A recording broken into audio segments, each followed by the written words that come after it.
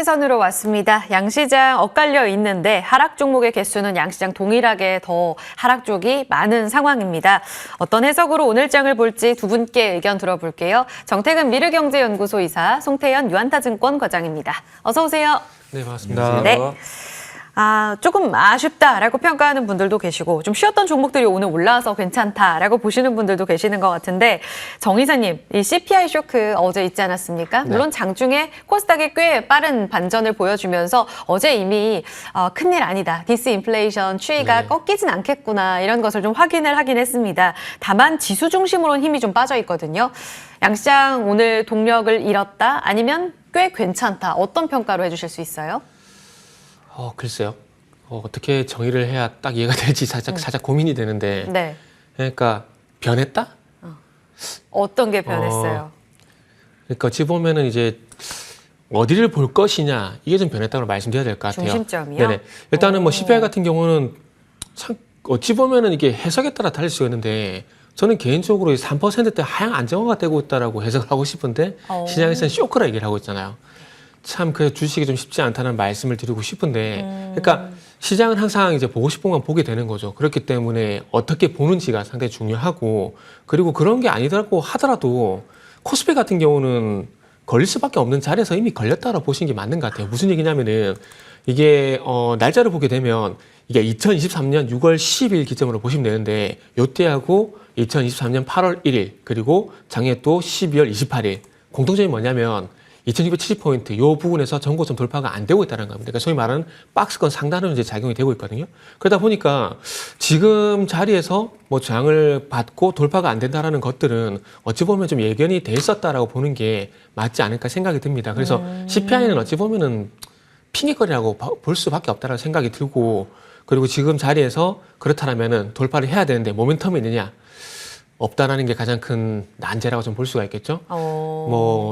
일단 뭐 4분기 실적이 지나가긴 했지만 그럼에도 불구하고 좋아질 것에 대한 어떤 일정 부분 확인이 있었어야 되는데 삼성전자라든지 이런 거 좀 약했던 부분들이 있고요. 그리고 저비별 쪽 보게 되면은 뭐 금융주라든지 자동차 이쪽도 힘이 좀 빠져버리다 보니까 그럼 누가 좀 속된 표현을 쓰면 총대를 맬 건데 라고 물음표를 던져봤을 때 거기 합당한 섹터가 지금 보이지 않는다라는 것들이 코스피의 가장 큰 악재라고 보시면 될 것 같아요. 그러면서 제가 서두에 변했다라고 말씀드렸는데 그러니까 코스피 중심의 저PBR 대형주에서 코스닥 쪽으로 좀 넘어갔다라고 좀 보시는 게 좋지 않을까 하는 생각이 듭니다.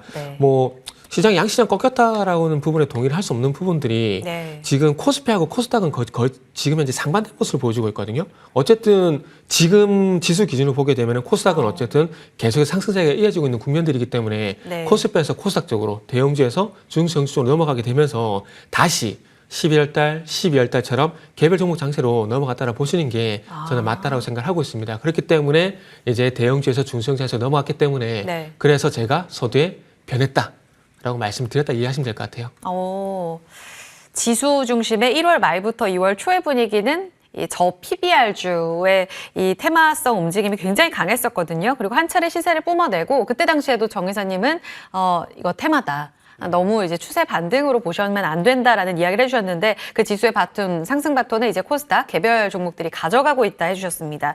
그러면 계속해서 그 총대 이야기를 송 과장님께 여쭤보고 싶은 게 그래서 그럼 주도가 누구 있냐? 어제 같은 경우만 보면 그래도 반도체 추세 살아있구나 싶었습니다. 그리고 오늘 보니까 반도체가 좀 아쉬워요. 대만 가권 지수는 사상 최고가 랠리, TSMC가 이렇게 잘 가주는데 우리는 좀 아쉽고 오히려 그 빈자리를 2차 전지가 조금 채워주지 않았나라는 생각도 듭니다. 반등력이 조금 저하되어 있는데 집중할 만한 주도 테마, 업종 어디라고 보십니까? 뭐 주도 업종은 반도체죠, 그래도. 네, 사실 뭐 오늘 약간의 조정이 나오기는 하지만 그 전날과 그 전날을 생각해 보시면은 최근의 추세는 이게 추세를 깨졌다라고 할 수 있을 것인가. 그리고 오늘 사실상 반도체 섹터가 일부 조정이 나오고 있음에도 불구하고 일부 종목군들은 또 빨간불이 나오고 있거든요. 그런 점을 생각을 해봤을 때는 엔비디아의 실적 발표 전까지는 반도체 섹터에 있어서는 추가적으로 긍정적인 이슈가 나올 가능성이 많다라고 생각이 되고 거기에 따라서는 중간중간 변동성이 있을 수 있기는 하겠지만 그 이후에는 결국은 반도체에 관련된 종목들이 추가적인 상승이 나올 가능성이 있지 않나라고 생각을 하고 있습니다. 하지만 그 구간 속에서는 사실상 수급의 이동이 엄청나게 빠르게 이제 변화되고 있어요. 아까 이제 이사님께서 말씀을 하신 것처럼 저 PBR 관련된 종목들을 1월 달에 급하게 담은 감이 있었습니다.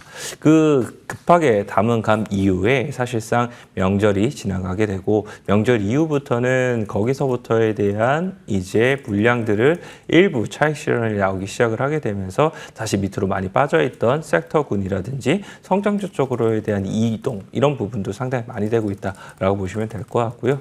또 개별적으로 보게 되면은 이제 외국인 투자자들에 대한 움직임도 상당히 많습니다. 오늘 사실상 반도체 섹터에 일반적으로 강했던 종목군들을 보게 되면은 네. 프로그램 매도를 동반한 외국인들의 매도가 물량이 상당히 많이 나오고 있는데요. 그런 부분이 오늘 사실 비트코인 관련된 종목이라든지 네. 일부 이제 저 PBR 관련된 종목 중에서 이슈가 있었던 삼성물산이라든지 예. 아니면은 의외로 LG화학 같은 경우에도 오늘 강한 모습을 보이고 있거든요. 그런 부분에서 봤을 때는 조금 신선한 트렌드, 테마 이런 쪽에 대한 니즈도 일부 외국인 투자자인 즉 외국인 투자자 일부와 또 일부는 나머지는 CFD 계좌라든지 스마트 머니가 되겠죠. 그런 쪽에서는 빠른 움직임이 나오고 있기 때문에 이런 중구난방의 시장이 나오고 있는 것이 아닌가라고 생각을 해볼 수 있는 것 같습니다. 네. 그래서 이러한 움직임들이 변동성이 커지면 커지게 될수록 사실 우리가 여기서 체크를 해야 될 점은 어떤 종목군들이 회복력이 좋은지 그리고 잘 버티는지 그리고 그 다음번에 올라오게 될 때는 또 어떤 애들이 덜 빠지고 빨리 올라오는지 이런 부분을 계속 체크를 해야만 한다라고 말씀을 드리고 싶고요. 네. 또 한 가지는 이제 MSCI 2월 편입이 끝났잖아요. 예. 2월 편입이 끝나면 이제 5월 편입에 대해서 생각을 해봐야죠. 그 5월 편입에 대한 기대감이 있는 종목군들 같은 경우에는 다른 종목들 대비 훨씬 더 수급에 대한 이 요소 자체가 더 빨리 들어올 수 있다는 거죠. 유력 후보군들이 또 추려지고 있고. 뭐 지금 이미 움직임이 나오고 있고요. 뭐 엔캠이라든지 아니면은 이제 알테오젠이라든지 HPSP도 해당. 예, 맞습니다. HPSP도 사실 보게 되면 그게 이제 코스닥의 시가총액의 상위 종목군들이에요. 그리고 어쩌면 신성 델타테크도 가능할 것 같아요. 제가 생각을 했을 때는 그런 종목군들이 워낙 많기 때문에 그런 부분에서 이런 종목군들이 왜 이렇게 다른 종목들 대비했을 그쵸. 때보다 잘 왜지? 버텨주는지 할 때. 이런 것들을 여기서 해석을 해볼 수 있다라고 네, 보시면 될 네. 것 같고 거기에 대한 파워 자체는 예. 우리가 에코프로 머티리얼즈와 두산 로보틱스에서 잘 경험을 하지 않았나라고 생각을 하고 있습니다. 그래서 그 외에도 이제 후보군들로 나오는 종목들이 LI 넥스원이라든지 아니면은 LS 머티리얼즈 뭐 이런 종목군들이 있거든요. 그래서 이런 종목군들은 어쨌거나 계속적으로 관심 있게 우리가 봐야만 하는 종목들이다라고 말씀드리도록 하겠습니다. 여전히 주도력은 반도체에 있고 중심 테마를 중심으로 이제 패시브에 대한 아이디어도 여전히 살아있음을 체크해 보시면서 유달리 차별화된 시세, 그렇다면 이런 연결고리를 찾아서 움직임을 보시는 것도 답이 될 것 같습니다. 자, 그 리스크온 이야기를 하시면서 비트코인 이야기를 하셨는데 정 이사님 그 시총 1조 달러 7천만 원 훌쩍 넘어서면서 강하네요. 지금 현물 ETF 효과 셀온인가 다고 느끼기도 이전에 또 바로 반등을 주고 있습니다. 반감기 이야기까지 나오면서 가격 더 간다. 오늘 우리 시장에는 이 관련된 상장사들, 뭐 하나투자증권이나 우리기술투자 갈수록 거래가 더 실리더라고요. 네네. 이쪽도 그럼 상단 더 열어도 되는 건가요? 이 부분에 대해서는 그동안 질문에서도 말씀드렸지만, 그러니까 가상화폐 투자를 하는 것, 이게 가상화폐 투자하는 거 투자를 해야 돼, 투기를 해야 될지 이게 시기 때마다 좀 헷갈리는데. 제가 왜 이런 말씀 드리냐면은, 그러니까 관련주 할 바에는 그냥 현물 투자하는 게 저는 개인적으로 낫다라고 생각을 하고 있습니다. 근데 그렇게 말씀드린 근거가 이전에도 말씀드렸지만은, 이게 어쨌든 뭐 비트코인 상승하게 되면 주가는 반응할 거예요. 그런데 이게 추세적으로 계속해서 우상향할 것이냐, 그런 관점에서도 우리가 생각을 해봐야 되거든요. 그렇게 본다라면은 소위 말하는 이제 조금 좋은 표현을 쓰게 되면은 선반영, 그리고 이미 반영, 이런 얘기들 좀 할 수 있거든요. 무슨 얘기냐면은 과거에 아시겠지만 아프리카 돼지 열병이라든지 조류독감이라든지 해마다 발생되면서 이슈가 발생되잖아요. 그런데 중요한 것은 이 섹터들이 추세적으로 상승을 하나요?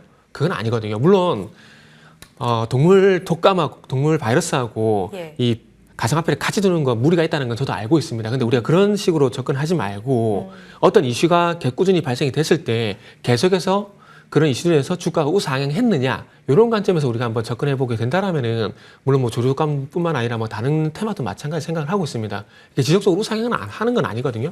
그러다 보니까 뭐 우리 기술 투자도 그렇고 위즈도 그렇고 이 종목들이 나쁘다는 것들이 아니라 추세적인 상승은 힘들고 이슈가 나타날 때마다 이렇게 변동성이 나올 가능성이 크기 때문에 어찌 보면 추세적 상승보다는 두더지 잡기식으로 일단 진행될 가능성이 높다라는 거죠. 그러다 보니까 뭐 이런 관련주 투자할 바에는 차라리 현물에 투자하는 게 낫다라고 생각이 들고 그럼에도 불구하고 주식과 관련돼서 얘기를 해달라 그러면 우회적으로 저는 개인적으로 그 STO보다는 그러니까 디지털 자산 사업하는 게임주 있잖아요.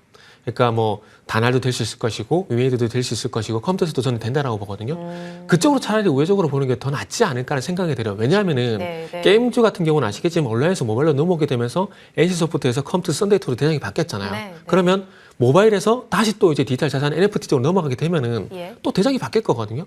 그러면은 그 어찌 보면 모바일 그 게임이라는 어떤 트렌드가 바뀌게 되면서 자연스럽게 가상화폐와 비슷한 개념인 NFT가 접목이 되게 된다라면은 아마 그런 모멘텀이 반영되게 된다라면은 뭐 이런 디지털 자산 사업을 하고 있는 게임주들 같은 경우는 충분히 가상화폐 관련된 종목들보다는 조금 더 나은 주가 방향성이 나오지 않을까. 뭐 그렇게 말씀드리고 싶네요. 제가 이해한 게 맞다면 그러니까 가격추이랑 동등하게 그냥 비례적인 움직임을 가져가는 쪽 말고 네네. 수익성으로도 연결고리가 있는 쪽으로 가자. 이게 맞아요?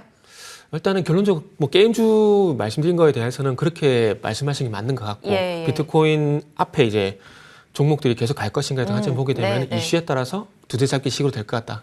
뭐 이렇게 말씀드릴 수 있을 것 같네요. 알겠습니다. 이렇게 시장 질문을 마무리하고 오늘 특징적인 시세를 냈던 종목들 하나하나 개별적으로 좀 접근을 해볼 텐데요. 먼저 첫 번째로요. 2차 전지 쪽. 이쪽도 여전히 지수를 견인하는 힘이 있는가? 여기에 대해서 긍정적으로 시세가 나왔습니다. 오늘 2차 전지 밸류체인 다 좋았고요. 유독 급등 시세를 나타냈던 정말 어마어마하게 빠졌던 리튬주들 찾아보겠습니다. 하이드로 리튬 거의 상한가 직전이네요. 27%의 급등 시세를 나타내고 있습니다. 리튬 가격, 특히 수산화 리튬 가격이 바닥쳤다. 이런 뉴스도 나오고 있던데요. 정 이사님께 질문 드려도 될까요? 예. 네, 하이드로 리튬이 오늘 급등세를 나타내고 있는데 리튬 가격 드디어 반등 나오는 건가요? 아니면 테마성으로 보고 계세요? 제가 이 시간을 통해서 한번 말씀드렸던 것 같은데 그러니까 에코포럼 실적을 말씀드리면서 재고자산 평가서를 다 반영한 게 어찌 보면은 나을 수 있다는 얘기 말씀드렸잖아요. 맞아요. 그러면서 말씀드렸던 것들이 중국의 탄산리튬 가격이 킬로그램당 60위 안에 바닥을 다지고 있다고 계속 말씀드렸거든요. 그러니까 그 뉴스가 인제 나왔다라고 보시면 될 것 근데 같아요. 탄산리튬은 아니고 제가 찾은 내용으로는 이제 런던 금속거래소에서 나오는 네. 수산화 리튬 가격 반등으로. 수산화리튬 뭐냐면은 탄산리튬에다가 수산화칼륨을 믹싱시키면 돼요. 그게 수산화 같이 맥락을 리튬입니다. 그럼 같이 이해도 된다 이 말씀이에요. 그렇죠. 그럼 결국 반등이 나왔기 때문에 이제 바닥을 짚고 올라갈 수 있다로 보면 될까요? 제가 오늘까지도 중국의 네. 탄산리튬 가격 동향을 체크를 했는데 여전히 그냥 바닥을 계속 확인하고 있어요. 횡보하고 있는 상황. 계속 확인하고 있는 국면이기 때문에 반등이라고 하기엔 좀 무리가 있지 않을까라고 생각이 좀 들거든요. 그리고 오늘 리튬 관련돼서 좀 강세를 보이는 것들이 이것도 있는 것 같아요. LG 에너지솔루션이 호주에서 리튬 전광 8만 5천 톤 확보했다. 이런 뉴스들도 아마 제가 봤을 때는 오늘 리튬 관련주 반응한 이유지 않나라고 생각을 하고 있어요. 그러니까 소재 계속 이제 수급하려는 움직임들이 나올수록 수요는 여전히 유지된다는 의미이기 때문에 이 부분도 가격 반등의 유지 재료로 보는 거예요. 그게 아니라 빠진 만큼 빠진 거죠, 그냥. 솔직히 말씀드리면은 리튬은 그동안 가격이 많이 급등했었잖아요. 그쵸. 그 거품이 빠지고 그냥 원래 가격을 같다라고 보시면 될 것 같아요. 원래 가격대로. 알겠습니다. 오늘 급등 나오고 있는데 그렇다면은 지금 여기에서 환호하고 이제 추세 반등 나오겠구나 이거는 아니고 좀 더 지켜보면서 대응하자 이렇게 정리하겠습니다. 지금은 바닥만 잡아도 만족을 해야 될 것 같아요. 알겠습니다. 리튬주들 정리해봤고요. 다음 특징주가 카카오예요. 오늘 오전부터 정말 오늘의 시장 주인공이나 다름없는 흐름을 보여줬습니다. 장중 6만 원을 돌파하기도 했는데 실적 잘 나왔고요. 그리고 앞서 브리핑에서도 들으셨는데 코 GPT에 대한 기대감도 이제 조금씩 고개를 듭니다.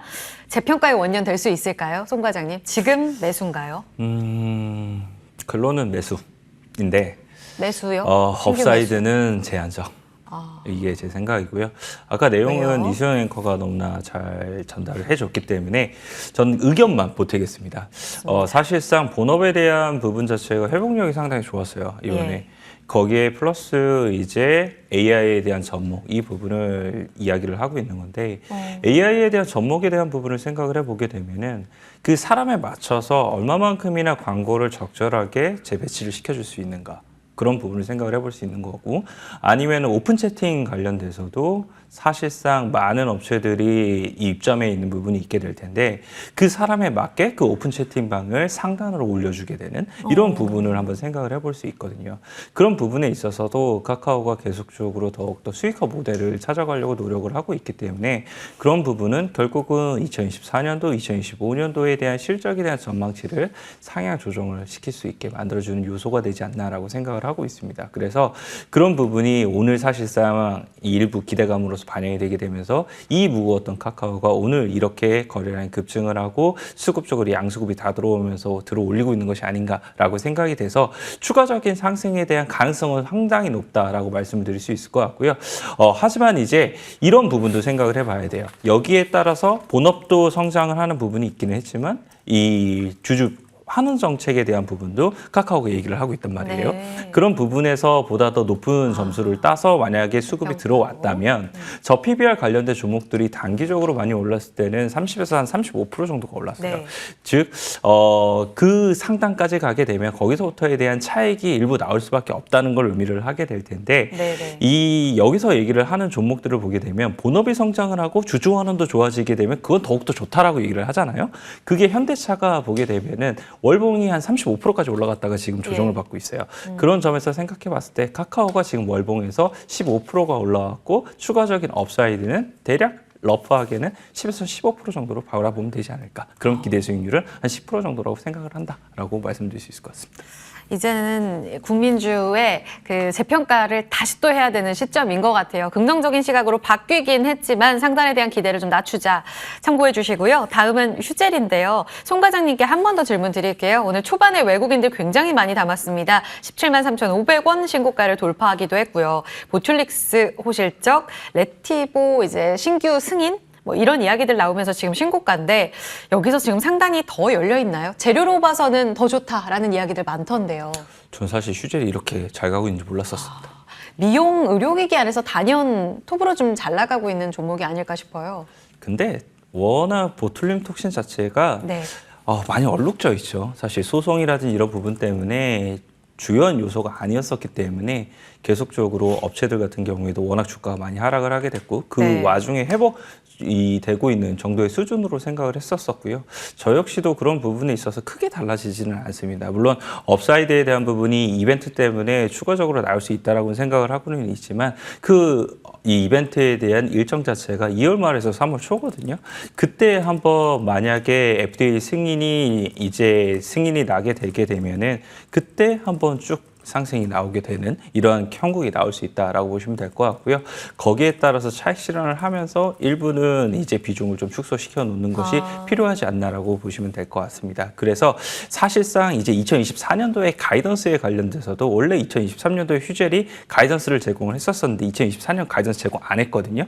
그 이유가 FDA 승인 여부에 따라서 사실상 너무나 달라지는 부분이 많기 때문에 가이던스를 제공하지 않았다라고 하고 있어요. 그만큼 이 FDA 승인 자체가 상당히 중요해질 수밖에 없는 거고 그 승인에 대한 기대감이 그만큼 높아질 수 있는 거죠. 그래서 주가는 먼저 선반영이 되게 되면서 주가가 먼저 뽑아줄 가능성이 있기는 하지만 어쨌거나 승인에 대한 부분이 나오는 이후에서는 가이던스가 또 눈높이보다 낮을 수가 있을 테니까 일단은 비중을 축소해놓고 보자. 그리고 6월 달에 ITC 판결에 대한 부분도 있게 되는데 그 부분도 한번 지켜봐야 되니까 그때까지는 좀 지켜보는 게 낫지 않나라고 생각하고 있습니다. 좋습니다. 일단은 챙겨가자. 그리고 2월 FDA 승인, 말씀하신 6월에 ITC 결과 발표까지 체크할 포인트 말씀해 주셨습니다.